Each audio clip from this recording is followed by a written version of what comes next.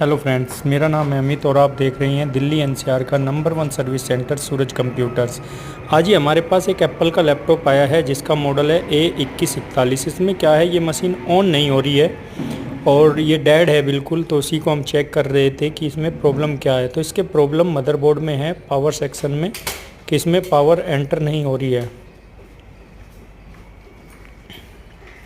तो उसी को देख रहे हैं, खोल के देखना पड़ेगा कि कैसे होता है, इसमें चेक करना होता है स्टेप बाय स्टेप। तो उसी के लिए इसको खोल रहे हैं और चेक करते हैं और हम बताते हैं आपको कि ये कैसे रिपेयर हो पाएगा। ये आप देखोगे इसका पूरा मदरबोर्ड बाहर निकाल लिया और मदरबोर्ड को हम टेस्ट कर रहे हैं। तो इसमें प्रॉब्लम आ रही है हमारे पावर सेक्शन में कि सीपीयू तक पावर नहीं जा पा रही है। इसको हमने रिपेयर करके अब हम इसको रेडी कर दिए हैं।